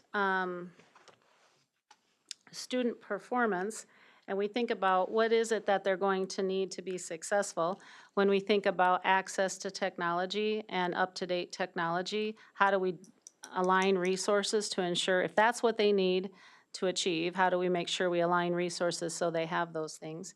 How do we make sure our facilities allow for them to have, to reach the achievements that they need to? For example, if you have a setup that isn't conducive to learning, we have to figure out how to get resources into that facility so it is. I know just knowing you're bonding with your swimming pool and what you've offered for your swim team by having this state-of-art swim facility is amazing. And that's wonderful because for some children, the first reason they want to come to school is sports. And so if we can provide really good sports activities, then we hope, right, that we in turn give them the most, the best opportunity at the academics so they can be successful. I know I'm a step parent of 4 children, and our youngest said to me in COVID, and I'll never forget it, she was depressed because softball had been canceled. And she was down in the living room, and I came downstairs, I just got off a meeting, and I said, "This isn't fun, is it?" She goes, "I hate it." And I said, "I know, I'm sorry softball was canceled." And she's looked at me and she said, "I only go to school for sports." Her father has a PhD and I do, and I'm sitting there going, okay. So it matters. Now, she graduated, she's in college, and she's a soccer player. And we remind her all the time that she is a student as much as she's an athlete, but she's doing very, very well. But we knew then that was her focus for sure. And so we had to ensure that we also provided supports on the academics so that she knew how important that was too. But yet providing those opportunities through those facilities, through those activities, that can make a difference for kids. It really can. And we don't want to lose them at that age. She was a sophomore at that time, and you don't want to lose them then. We need to keep them engaged. And so it was a lesson for me. It was an eye-opener for me. One other situation with that too, I just have to kind of remember, is this football player, big guy. Got on the field finally in that fall, and he saw his coach, and he grabbed him and hugged him, and he said, "I didn't know if I was going to make it through COVID," because he couldn't be on that field. So I think about what we do as schools, and I really believe schools save lives. I do. I just think when we provide a sense of belonging for kids, when we give them the opportunities they deserve to be great, I think it matters. And our work here is important. And so we have to find resources to ensure that they're successful. And how that could, even like through robotics, are we giving them the kids that love robotics, are we giving them opportunities for that? We just started that in our district a couple of years ago, and it has made such a difference for some kids. Those are things we need to look at. So if we want to keep them strong academically, I think we have to look at that whole child. Thank you. How do you ensure district-wide safe and inclusive learning environments for all students? As superintendent, how would you handle disciplinarian needs to ensure students are accountable for their actions? Yeah, I look at discipline as learning. I mean, this is an opportunity for children to learn. And so I think that we have to have a common language. So we use PBIS in our schools, as I'm sure you all do. Common language on what our expectations are and how we're going to address things and what. So if we have one teacher expecting one thing in a classroom and another completely opposite, we might have to have a conversation because that can be confusing for kids, especially when you're talking middle school kids, freshmen, sophomores, juniors and seniors, a little different. They're getting older. They can usually manage that. But those are some things that we want to talk about as the adult side of thing are what are our expectations? And are we making it so that it's too difficult for them to navigate it? If it's not, if it's ambiguous, that isn't fair to the student. When it comes to discipline, again, that's a learning opportunity. And so I think it's really important for when one child may cause harm to another, there has to be some sort of restoration for that, some sort of restorative practice. If it's only about disciplining the aggressor, for example, or the person, the bad actor in the situation, and we don't do anything with the person that was harmed, I think that's a disservice. I think we have to find a way to build relationships, and whether that's with teacher-student, if the student was disrespectful to a teacher, or whether that's student to student, we have to find a way to build those relationships back and mend them.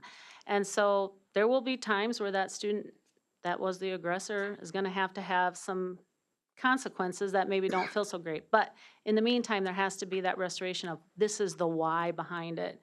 They have to understand what we expect and what we don't. And if we're not clear, that's not fair to them. And so I feel that we have handbooks, we need to follow those handbooks. Students deserve due process. We need to have real investigations so that actually what we're giving as discipline makes sense to what they did.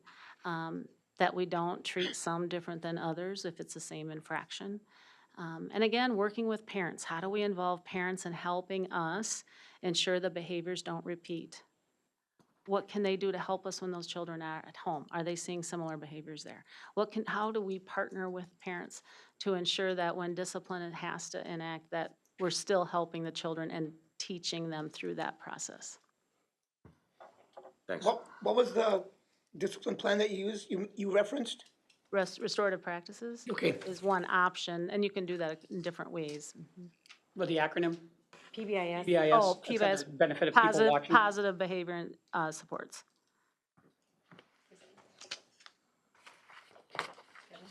Christine, you see that, the 30-minute mark? Okay, the next question is, we believe building effective leadership teams is critical to student success. As you look at Brainerd Public Schools, what specific competency and leadership traits would you look for in administrative colleagues on your team, and why? Please be specific. I would look for, I would expect the business manager to understand school finance, and we can't know everything about it, so when we don't, we ask for help and look for other resources to get our answers. I would expect that we're all learners, and that we're always self-assessing ourselves to ensure that we're improving. We provide ourselves opportunities for growth. We work as a team. We don't undermine each other. We all bring our thoughts to the table. We don't hold back. We also have the ability to communicate with stakeholders, all of us, in a respectful, meaningful, clear, and timely manner. Whether it's principals corresponding to parents, whether it's teachers corresponding with parents. But us as a leadership team have to model that we then get back to each other and communicate to all of our stakeholders timely. I believe it's important that if you're a director of teaching and learning, if that's your title, or myriad of titles, that you understand what effective teaching looks like in a classroom, and that you have skills in coaching teachers, that you have skills in coaching principals to be those building level leaders, and that you go out and seek professional development and keep up on everything that's happening with changes in the world of teaching. As we know, it's as much of an art as it is a science, and so keeping up with different new strategies that can be effective. I look for an HR director who is going to understand legal impacts on hiring processes, terminations, discipline, due process for staff, as well as, depending on how this, there's, again, a lot of cabinets are set up differently and different people have different responsibilities, but understanding insurance laws and making sure that we're handling that if they handle the insurance side. If you have another payroll person, they understand that. So I think with the leadership piece, it's really important that we are able to hold each other accountable, but most importantly, being able to also hold people reporting to you accountable so that we get the best outcomes for our teachers, students, and mostly so that the place can run as smoothly as possible so students can reach their potential. I think it's really important to have varied strengths as well on a team. I have a team right now that has definite varied strengths. One is very creative. Another is very much a people person. Another is a very quick thinker and a doer and gets a lot done really fast. And so there are certain times where different things will come up and I need different people to handle situations. And so we'll utilize those strengths. So if there's something bubbling up and we need to just kind of get people to calm down a little bit, I might have that people person start to kind of lead that or give us all advice on how to best move forward. So I think relying on the different strengths of that leadership team, because you can't be nobody has every possible skill set available. So I think it's important that we complement each other in our abilities and strengths. I think also that leadership team shouldn't be afraid to lead. They need to be able to run their departments and they need to feel confident in that. Again, I don't micromanage, but we work together as a team and they need to I need to be assured that they're getting that work done and it's done well. I think competency builds trust. And while I know it does, if you look at the research, competency builds trust. And so if our leaders are competent in what they do and people know that, trust will get built, and that's important. Hope I answered that question. Next question is me. What has been the most unpopular decision you have had to make? And how did you handle the reaction to that decision?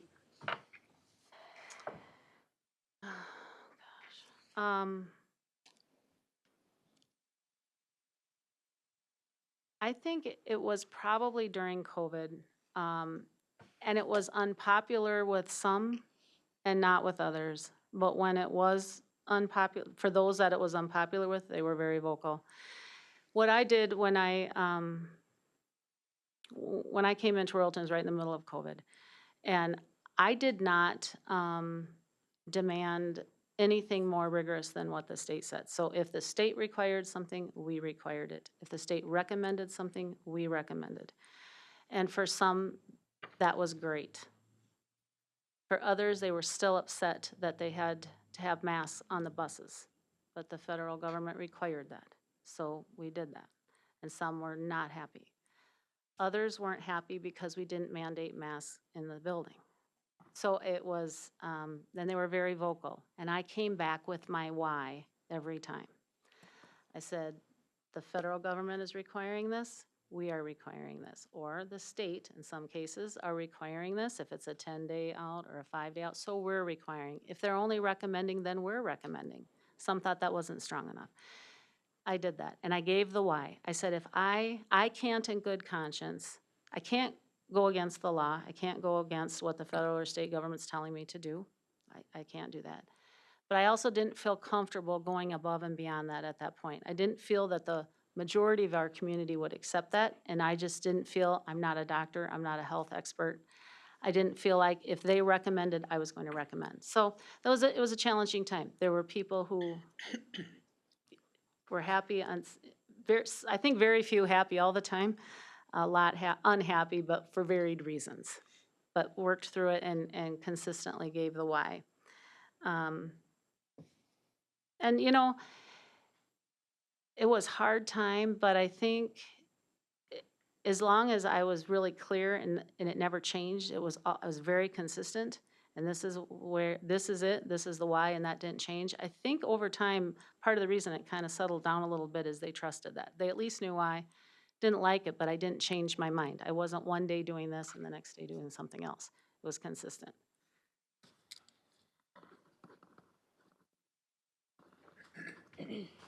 I have the last question for you, which is what questions you have for us. Well, I would like to know, so what are you each most proud of at Brainerd Public Schools that you just feel it showcases who Brainerd is and why students should come here? And tell me what you think is, what you're proud of. I'll start with Director Dondelinger on this one. The Kicksters won the state tournament. Proud of them. I think there's a lot of great things. I think our music programs are unbelievable. I think we have a lot of opportunities for kids that a lot of the neighboring school districts don't. And you know, we just did the Hall of Fame thing this week, and 3 kids that my boy graduated with, 2 of them he played sports with, got put in the Brainerd Hall of Fame. One won the Super Bowl, one won a Stanley Cup. Oh my goodness. And you know, that's just not available in a lot of outstate schools. And I think we have a lot of tradition. So there you go. I would say, kind of to piggyback on what DJ is saying, I think our activities department is incredible, whether it's sports or fine arts. We have a lot of opportunity for students, but I'm also going to include, and I also think our facilities are beautiful. It is a great place to come every day and to grow and learn. But I also am very, very impressed with our staff. We have a good group of staff people who really care about kids. That's awesome. So it gets harder as you go around the table. Right?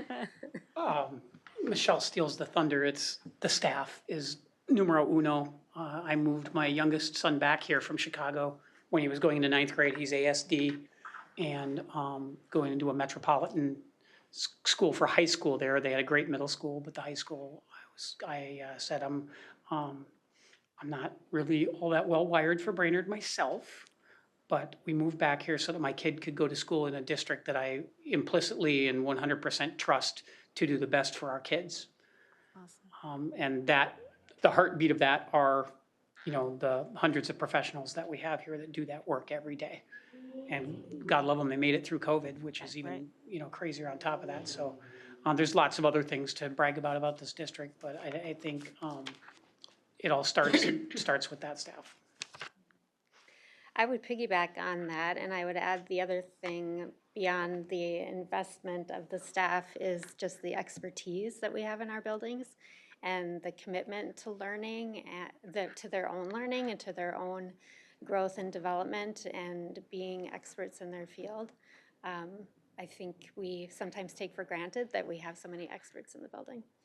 So I think that's important, and also I just think our community support and involvement, I think this community shows up and wants to partner. I think even when we put out the survey a few weeks ago, we got a huge number of people that responded and were interested to give their input in this process, and I think that's pretty awesome.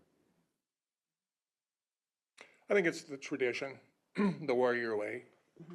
I also think it's our facilities.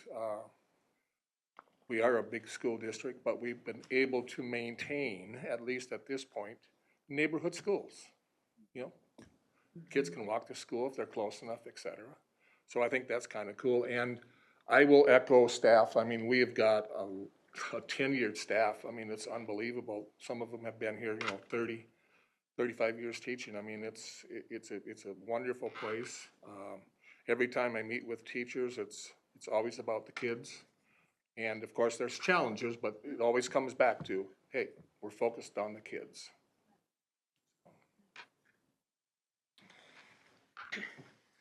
I was fortunate to be able to spend 20 years of my 34 years teaching and coaching here in Brainerd. I was a teacher here in Brainerd, and since I've been on the board, I've been in a lot of classrooms also. And as everyone else has said, the staff is remarkable. The kids are remarkable. The parents are remarkable. The families are remarkable. The community is remarkable. It's the Brainerd Public Schools bring out the best in everything, in my opinion. Do we always agree? I will say heck no. But we are all, in my opinion, in it for the right reason, and that's the kids. No matter what, no matter if we believe in mass or not, or no mass, no matter what our priorities or our ideologies or our values are, we always do, I believe in this community, keep the kids as number one. And I've been in a number of other districts where that has not been the case. And I'm proud to be in this district as a former employee and also as a school board member. So that's what I'm most proud of. That's wonderful to hear, because I think it's important to disagree. We have to have multiple perspectives, or we're going to miss something, and we're not going to do what's best for anybody, I think. So I think healthy disagreement is good, as long as it's respectful. And like you say, when you keep kids at the center, I think at the end of the day, we'll have good decisions. So that's wonderful to hear. That excites me. My next question would be, thank you. What are the biggest challenges facing Brainerd? I'd like to go first. We'll go right to the middle. I'll take it first this time. You know, I think you'll get different perspectives from different board members. I mean, I think, and from my standpoint, a lot of these are kind of tied together in a sense that you can't fix one without fixing the other. And so I would lead with the fiscal situation that a lot of the school districts around the state are obviously finding themselves in. And I think it's exacerbated by the notion that with historic, quote unquote, historic funding from the state of Minnesota, that this should have right-sized all of this stuff. And the reality is, as you know, as a current superintendent, I mean, that obviously isn't the case. So the fiscal situation then is also, you know, those flames are fanned by declining enrollment. Declining enrollment is fanned by community perceptions, changes in parenting, all of these different things, some of which we as a board and you as an administrator can control, some of which we can't. So I think, I see those challenges as going hand in glove. And then I think the third one is post-COVID, as a culture, we've got an attitude problem, and that reflects in our schools. And so the discipline and accountability from staff down to the student level, and then in dealing with parents too, that I think is another huge challenge that we have in this district. I mean, we're trying to provide a product for the community, but at the same time, we have to sometimes tell the community that their behavior is out of line while we're trying to sell them our school, and that's problematic. So I'll go to my left and go to Director Spear. I mean, you covered so many. That's pretty good. I would maybe just piggyback on the culture that you talked about, post-COVID, and just the student and staff well-being in general, and whether it's emotional safety or physical safety, I think that will continue to be a challenge. All right, I'm going to change it up and go over to Michelle. Boy, I really like what you said, Director Spear, about the mental health of our staff and students and families in our community. Lots of challenges with not only navigating COVID, but just navigating life in general. And I would say the other really big challenges are our fiscal state. We are really faced with needing to be very creative at this point in looking at programs and staffing to make sure that we're making responsible fiscal decisions. And we only have so much, and yet we need to celebrate all the people that come here every day to support students and families. So just navigating that. Yeah. Randy? Well, obviously fiscal. And I'm just gonna say it. I think sometimes the people down in St. Paul don't get it. They just don't get it. And the mandates that they put out, I mean, it's like Director Boyle said, there was seemingly a lot of money, but really there isn't. I'm also concerned about behavioral issues with students, because that directly affects the mental health of teachers. And I think that is something, and I don't know how we get control of it. I don't know what we do, but I think when I've visited with teachers, that is one of the biggest concerns. It's very draining. They don't have time to teach because they're always dealing with behavioral issues. And somehow, some way, if we had a magic wand, I don't know what it is. I've asked the question, why do we have so much mental health? What's changed? I mean, my kids 10 years ago were in school. We didn't have it. Now, 10 years, fast forward, a lot has changed. But man, that's a big issue. And it's a big challenge too. And we can only control the kids when they're in the school building. And social media needs to be addressed as well.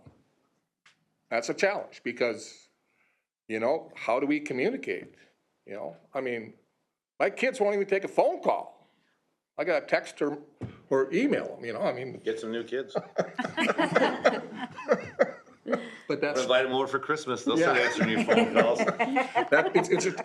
Those are challenges. Yeah, so. Okay, I didn't mean to go on and on here. But you're up, DJ. You sure he's done? I'm sure. He's done. He's done. All right, I think that attendance is a disaster.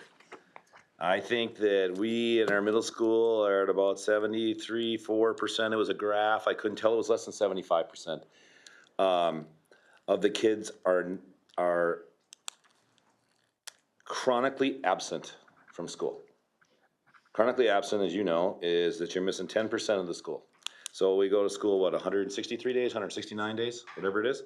They basically miss a month if they're over the deal. Because you're only going, how many days is there in a month? So they're losing a month every year. So you go 12 years, all of a sudden you've missed 2 years of school almost. And we wonder why they can't keep up. I don't know why we can't enforce our policies. There's been a definite, lot tougher stance on it this year with our administration. They've really stepped it up. I've heard a lot of complaining from people, and they're complaining to the wrong person, talking to me about it. I wouldn't put up with it for you if you, I mean, what if the teachers just didn't show up? What if the superintendent just didn't show up when they didn't want to? I mean, it's ridiculous. Behavior, I don't think we're gonna have any good teachers left. I see teachers in EAs that have been bit, spit on, kicked, taken to the emergency room.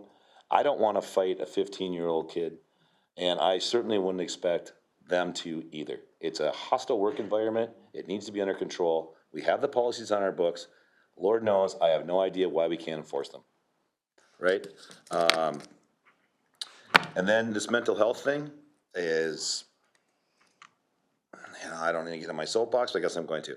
I think there was mental health problems when Zach and Tate were going through school. I think that I had a class when I went to Brainerd High School that was a year younger than me, that 7 kids committed suicide in 1 year. All right, that's in 1983, right? Don't tell me they didn't have mental health problems, right? So this isn't a new thing. It just seems like it's all we talk about now. And I think the more you talk, you know what Henry Ford said? If you think you can or you think you can't, you're gonna be right. So if we're gonna talk about this all the time, and we're gonna keep telling people that they have mental health problems, don't be surprised if you don't get your wish. I'm not saying that's the way to treat it, but it's like you can't watch the news one day in Minneapolis, but you don't hear about the mental health crisis. And we've been through wars and all these different things, all these, generations, and I don't think this is the first generation that's had this trouble. I agree with Randy that the social media and the phone policies are an issue. These kids can't get away from it. They're after them at 10 o'clock at night. It's gotta be tough being a teenager. I mean, it's just gotta be terrible. But other than that, I think we're doing great. I'm a little concerned about our test scores, but we can work on that. They're getting better. How much time is left, Barb? 15 minutes. What's that? We're not giving you all I needed 17. 20, but I'll cut it to 17.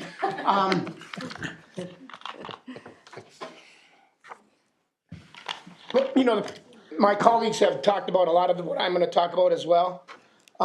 Fiscal responsibility, St. Paul, a lot of times does not a lot of time. For 20 years, including time that I am familiar with, has underfunded education.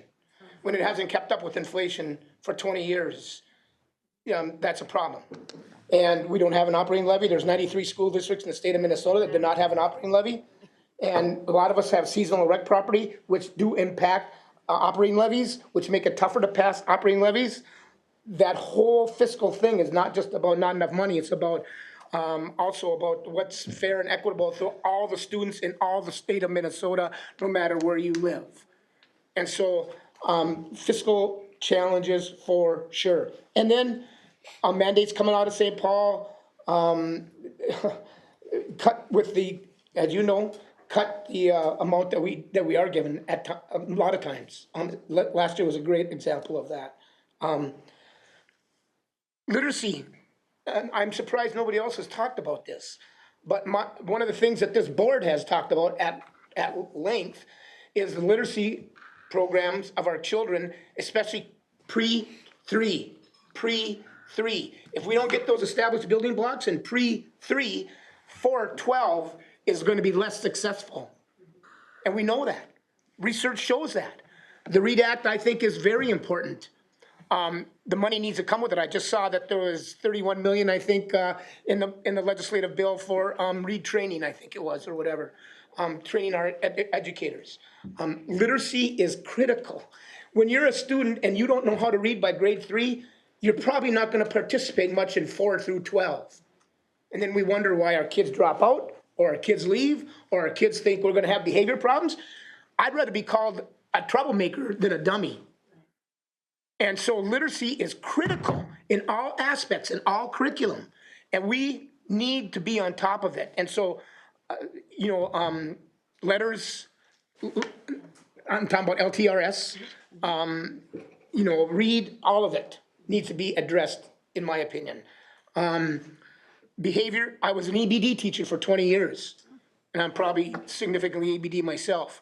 But having said that, emotional behavior disorders or behavior disorders have played a significant role increasing, making an impact on successful classrooms when educators have disruptions that are, their chairs are flying, or there's people getting hurt, or there's people getting, whatever. And the kids are disrupted with their education that they hopefully are getting, not hopefully, that they are getting, but now it's out of control. And so out of control means, okay, now our education learning system is shut off, because now we're worried about, getting out of this classroom in one piece and not get hurt. And safety, along with that, safety is an issue as well. Student safety, staff safety in all of our buildings. And, we have to, it's not gonna happen here, doesn't work anymore. Sadly. I mean, we just had it this week again. Sadly, where there was an attempted school shooting, and thank the Lord that it was prevented before it happened. I also want to just talk about marketing. We talk a lot about decline. Now, all of these things that we're all bringing up, they're not just Brainerd. They're not just the state of Minnesota. They're nationwide. And some of it is due to COVID, there's no question about it. But it's also been challenges that we haven't faced before. Special ed, PL 94-142 in 1975 said, the Fed said, we're gonna give you school districts 40% of reimbursement for special ed costs. They have never been over 17%. And they're in single digits now. 17%. And it's about time we make our feds own up to their promise as well. And when I ever talk to an incumbent or a candidate, that's one of the things that I first bring up. So it isn't just Brainerd, it's state, it's nationwide. We're declining enrollment, it's a nationwide problem. And COVID had a big impact on that, as Director Dollinger also referenced. And so how do we market our schools? Carleton, Minnesota, just going to a 4-day week, not to save money, you know why? To market their school. To bring families in, to bring kids in, to market their school. And so I don't know if that's gonna work for them or not, because they're staying open, that they're gonna still have free childcare, have tutoring on the day that they're not open legally, and Monday through Thursday, and then the Friday is gonna be kind of a come and we'll help you kind of deal or whatever. So I don't know if they're gonna provide transportation. But my point is, how we have to get back to making our school systems, K-12, all pre-12, incentive enough for our kids to show up and not to stay home. And not that online school is great, and I was the director of an alternative learning center as well. So not all kids are fit for regular education. They are not all fit for regular education. I don't care what anybody says. There are needs for all kinds of special services. I better step off of my soapbox here pretty quick, so. I'd like to leave time, we have about 3 minutes left, or 5 minutes? 5 minutes. 10 minutes off. Yep. Okay, very good. So, time for another question, hopefully. Or could I just make one, I Absolutely. did testify at the Senate and House on the READ Act, because they're putting this, $38 million, but what they're asking in small districts like mine, if you're gonna have a really solid literacy program, one of the components of that is a really strong instructional coach. I would love to have that. I can't do that. I don't have resources for that. So I said, can you give us flexibility in this funding? Because I get the idea of use your literacy incentive aid, that's $43,000. What am I gonna do with that? That's not giving me an FTE. So I was very clear as to what rural schools need, and what they're saying is giving it this minimal additional amount, but then no flexibility in how it's used. Not all districts are the same, and not all schools have the same needs. So I've testified at that, and I don't know, they didn't obviously listen, because they are still putting requirements to those dollars, and it's the same amount. So we'll keep advocating, though, that's for sure. You still have time for another question, I think, if you have. I think I'm good for right now, unless you have anything more for me. Well, thank you. Yeah, thank you so That's much for great. your Again, time. thank you again for making the time to join us. we'll be in contact after this evening's deliberations. Thank you so much. I appreciate meeting all of you. Do whatever you want to do. This is your show. You'll even have a mic. All right, so we'll begin the question thing. All right, so I'm going to go through by Give me 2 number and minutes. just raise your Give me 2 hand. minutes. Oh, I'm sorry, I forgot you were on a break. It's not break time. In air quotes. I'll go Right. fast. So John wrote a new question, correct? And someone else, two. 2 new ones, and Yeah. someone else was working on one also? Sarah has one too. Maybe we address those at the end. Okay. Very good. Ryan's recording, so no, we're back in session as of 10:58. So it's okay if he's recording this, because all of a sudden these questions are gonna be out and about? No, We're not, we can't have them all. No, we're We're just just calling the using questions by numbers. name. We're just going by number, Number. oh, yeah, okay. like we did on the phone. And then the other other ones, we'll just have to communicate them some other way, or we'll figure it out. You can hand them to her. Yeah, we can do that. Well, but none of the rest of us have seen them, so we have to figure out a way that everybody can see them. Oh. Was the decision unanimous to bring back those 2 candidates? I'm writing the press release. We did a motion. Oh. Was it unanimous then? Yes. Yes. Okay, all right, thank you. All right, we'll figure that out. Maybe just pass Sarah's paper around and we'll just call it question 32. And John's are 33 and 34. Added this, at Marcy's request to number 20. Anyone can record at any time. In the public meeting, yep. Maybe you have a better way to say that. I think it's as good as anything. Oh, are we passing around, sir? We're just waiting, well, yeah, we can. We're just waiting for DJ. He has to Give get me a through second, his. I'm almost Okay. done. So just a quick update, your staff has coordinated tours for both candidates, starting at 8:30 next Wednesday, interviewing at 12:05, and then the next tour starting at 9:30, interviewing at 1:20. Yeah, 8:30, 9:30, 12:05, and 1:20. So you'll take a break at 2:20, and at about 2:40, 2:45, you can start deliberating. It won't take as long to get that EMD form back because there's only 2 candidates. So it should take about half the time to get those inputs. So by 2:35, 2:40, somewhere in there, you'll be deliberating on Wednesday. Okay, I'm gonna pass around my form. I got 2 written questions if you wanna look at these, right? Is that okay? yeah, that'd be great. And I've numbered them, so Wonderful. you still circle. Who, Here, I can read them Okay. and I'll pass them to. I've got one there and I think one on the second page. And they're numbered. Okay, so John, for that one, you're number 33. Yeah. Sarah tacked it on to number Don't know 20. the times yet. We both So want we'll to figure it out meet one way or the other, because you have 20, Oh, starred. Yeah, go for it. So maybe, yeah, we'll figure it out from there, and we might be able to combine them. And How many we got to circle? 9 or 10. Yeah. Because we're having people write questions too, so. Oh, I like that other one you wrote, John. I like that a lot. I would even add a little bit of the, Yes. Yes, add that. Well, but that would be a separate question though, wouldn't it? not necessarily, I mean, Okay. district-wide behavior / policy. Yeah, okay. Yeah, I like that. DJ, I really like it.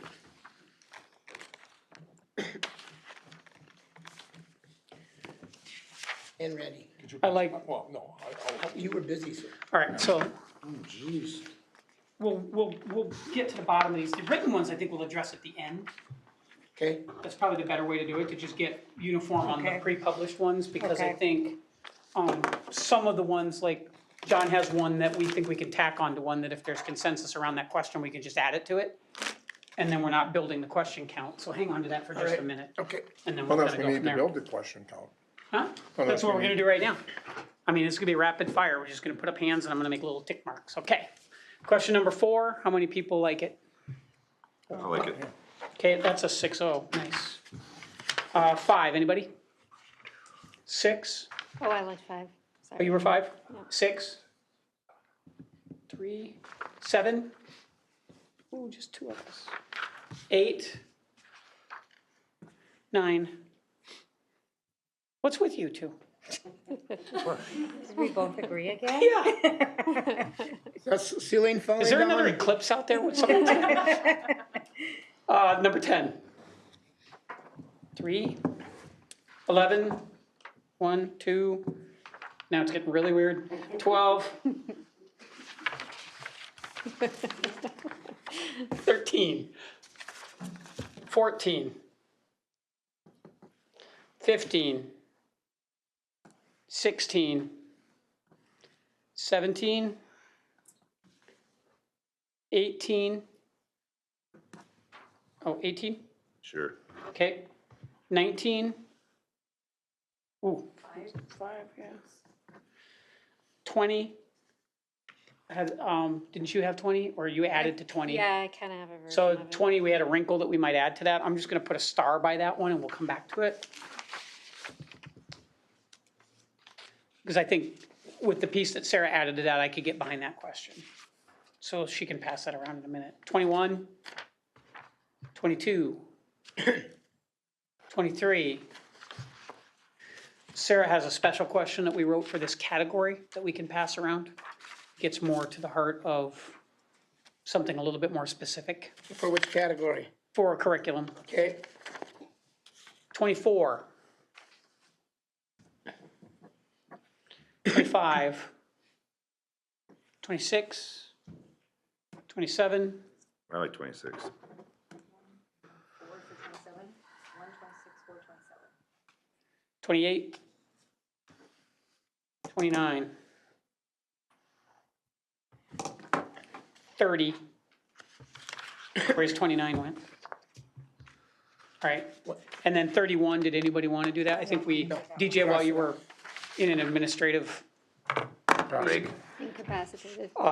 we felt, we kind of informally, we kind of felt like the first question is sort of the same as the last question. It gives them the opportunity, if they have more questions, they can, I mean, it's sort of the same question in sheep's clothing in my mind. yep. Okay. Okay. All right, so let's, Barb, maybe we look at everything that got 3 or more. So there's 1, 2, 3, 4, 5, 6, 7, 8. I have 8.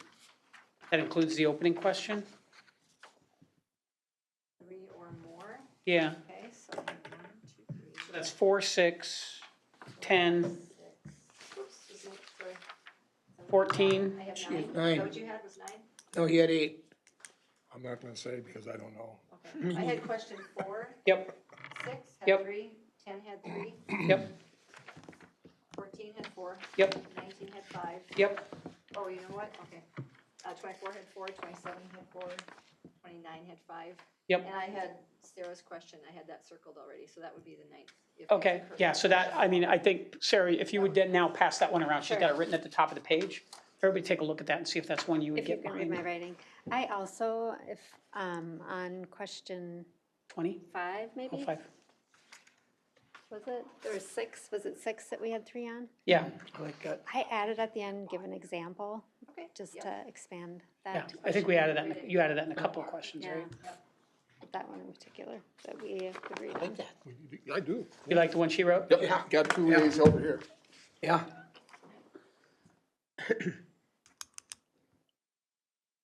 Yep. Like the end, Yes. the 2-point part. Yeah, perfect. Okay, next would be possibly question 20 with Sarah's modification. Okay, let me back up to that one. Pass it down to 20.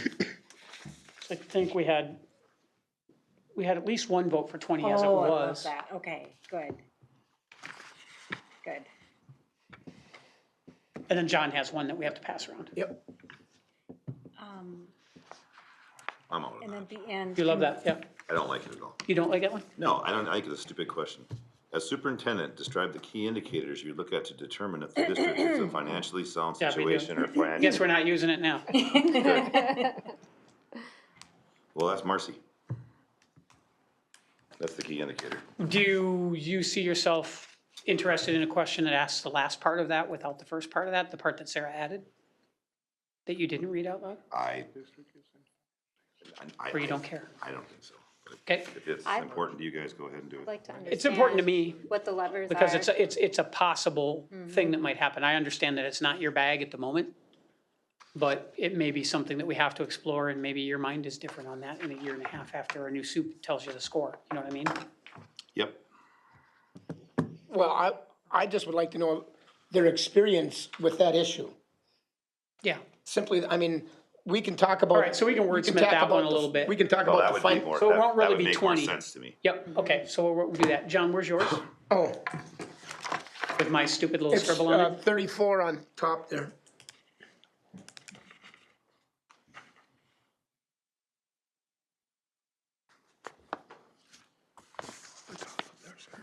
What do you think, Randy? Yeah, yeah. Yeah, I like it.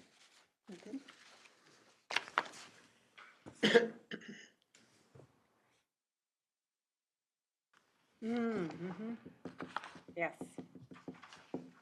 I think you'll like it too. Yes, I would. You're gonna pick up China by I think you're gonna like it too, Susan. All right, so let's tally that up. We have 3 questions that we added. That puts us at 12 or 13, doesn't it? 1, 5, 6, 7, 8, 9, 10, 11. Yeah.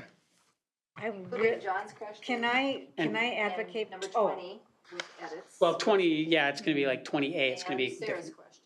So I have one question, and then 20 with some edits. But otherwise, yeah. Can that's I fine. advocate for 9? Did you guys look at that? I have it circled. I know, I really would like to know. I have 11. I could get behind that as the one we add to I'm get good to with 12. that. Would you? Yeah, Okay, sure. Number 9. Really?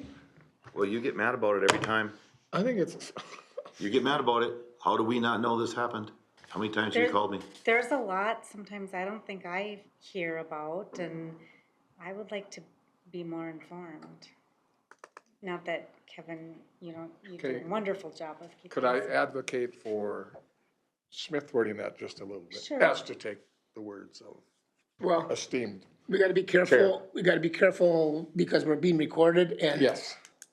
Okay, Okay, let me write something. and why don't you write it down? No, I think it's good. No, but did I say something that might have? No. Okay. No. John was just saying, don't I say was a- something a wording I wise was out loud. I was about to say something, Okay, so he okay. stopped. Thank you, buddy. You know, like casually dropping a pronoun or something. Okay, So just all of you because read you that? didn't do it, and then Sarah, that's up, okay. You did it We're all once, newbies. didn't I you? did it. I did it once. I like the first half better than the second half. Of what? 9. First sentence, I think, is How great. about that with, Yeah. give an example? Yeah. There you go. Well, Oh, love it. Perfect. So strike the second sentence Yeah. and give an example? Yep. Oh, good, good. but that is, Question 9. Second sentence deleted, adding give an example. I know, I complain about that a lot, so. Yeah. Thank you for sharing and reminding me. You can look at your list one more time. I want to make sure I get this. How do we not Okay. know? And these won't necessarily be in this order. I always popcorn them, so the easier ones are in the front and tough ones are in the middle. But on number 4, Yep. number 6 with, please provide an example. On number 6 at the end, I was asked to give an example. For Of number 6? Yep. Number 6. Is that okay? Mm-hmm. Okay. Yep. Number 9, the first sentence only, with also give us an example. Number 10. Number 14. 19. 14, 19, 20, but I need it reworded from somebody. Yeah, it's pretty straightforward. Sarah's got some new wording that we're all in agreement on. Okay, so she'll send me that, and I'll get it tonight. Yeah. Yep, I'll hand it to And you. then, whatever mysterious question Sarah passed around that you all went yes. Okay, you liked that? Which one was that? It was, do you beat your dog daily? No. Oh, yeah, that was 27. Yeah. I'm calling it Sarah's questions. 24, 27, Mhm. 29, and then John's question. John's infamous 34. That one's gonna need a little bit of work, but I'll just trust you. I think Barb, you and I can talk about it. You'll see what it's looking for. Same one with That's 20. 12 on my count. That's 12, so that's a good count. Good? Well done. Thank you. So is Sarah's, tweaking of number 20, including, how do you do this with those? Well, Some, did you rewrite some it? examples of, Oh, an example of that proficiency or Excuse me, yes. experience? yes, I think it can. I don't see any reason it wouldn't. What is happening? But I haven't seen what she updated it to, because it was tacked on to number 20. Probably need to see this. Add I need consequential to collect yours, or and you wrote it important. for me, and then I'll collect Sarah's. Yeah, his needs, like I said, I added a little thing. And then Something like Kevin that. added You this. can't read that anyway. What's the latest you wrote on that, number 20? Oh, she's gonna have to wait till the 11th. I just, I don't Yeah, know. absolutely. I will do Oh, that. What is? Yeah, yeah, yeah, yeah. Okay, I will, this is. So 20, And I think hers is important. Right through the roster, the A, B, C, D thing. Perfect. Okay, so this is John's. Yeah, good. For number 9, I'm gonna add this.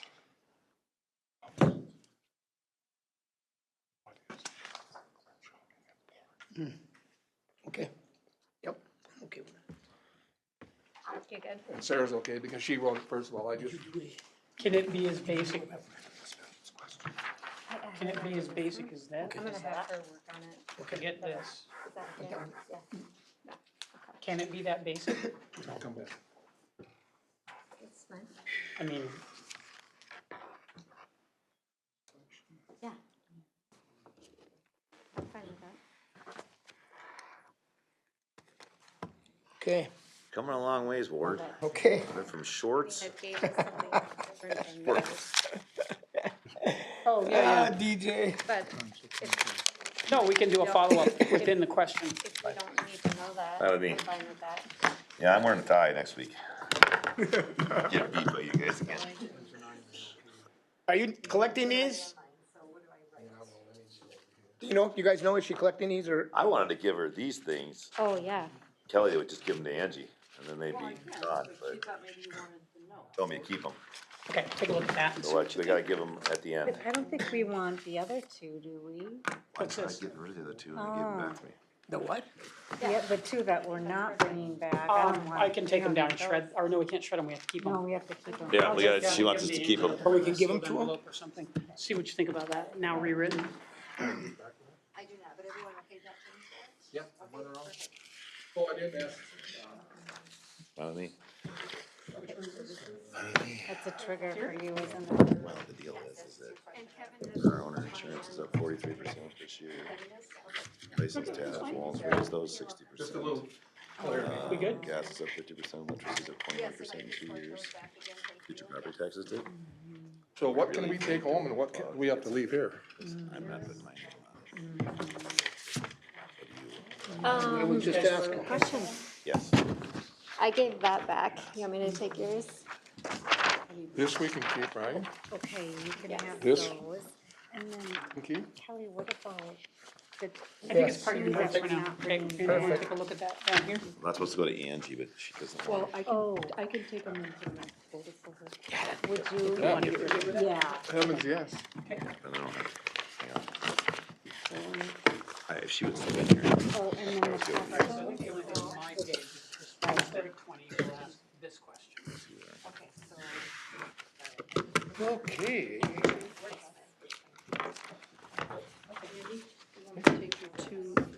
My who? Oh, the two that. You got John's, Yeah, that's that my was the deal one with that that needs some help. And I think- put in there, I very think- specific phrase. So what do you need? I think it's really doable. And that would. That's why I want a whole new. All right. I didn't know they were. No, I don't want, I don't want to get rid of it. I think we can go new direction, some excitement. You know, just get a deal. Yeah, to give to Angie, yep. No, this chair always keeps going on. So many people. Must have a leak in the. I thought I was just going up. Yeah, right. There must be a leak in the, Cylinder. in the cylinder. No, is it the books? Well, no, it's not the books, right? Partially. Well, most people probably don't sit here this long. It is. No, I think the last time that someone sat here for a really long time was about about 3 years ago? How long did you guys go A that couple one years night? ago, yeah. For 4 hours and 20 minutes. Okay. Oh, no, that was the last interview was included in that. I think the actual deliberations were closer to 3 hours. Okay. Yeah. They wouldn't do it if they could afford it. They'd find something better to spend the money on. Yeah, the whole YouTube video is 4 hours and 24 minutes long. Gotcha. And I have not looked at it. of our deliberations 2 years ago, or the last night where we did the interview of the third guy. What time are we doing the interviews next week? You have the, Noon 1 o'clock or noon or something? is what I have written down. I don't know if that's noon next Wednesday, right? I got it. I forgot it's on that sheet know, this so- week. okay. Oh, yeah. Mark, just Back making here. sure we have 12 real questions. One still has a little bit of crafting to do, but philosophically, everybody's bought into that one, and the other ones should be verbatim from what was written or altered on what you saw. Noon. So these people, And then you'll they get them get back to us in the next couple of get the days and just questions. have another look at them, yeah. right before they come in the door? I think when No. they sit down. They get them when they sit down. Okay. Oh, that's not Oh, much sure, time. okay. Then we just kind of roll with it. It's a tough deal. Yeah. Okay. But you know, a real interview, like when I interview somebody, which I don't do much of anymore, you have no idea what I'm gonna ask. Okay, so we have, So that's what it should be. Right. so technically, we have an action item in the agenda to approve the questions. I think just in the I'll make a interest of motion. staying with the agenda, Second. thanks, DJ. Second. All right, so we have a motion from Director Donalinger with a second from Director Heidman to approve the round 2 questions as we all just discussed. Any further discussion? Hearing none, all in favor say aye. Aye. Aye. Opposed, same sign. Guess what the next one is? Adjournment, move. Motion, I second. got in there, yeah. All right, so we have a motion from Director Ward, second from Director Spear to adjourn this meeting. Any discussion? Hearing none, all in favor say aye. Aye. We're adjourned. Good work, everybody.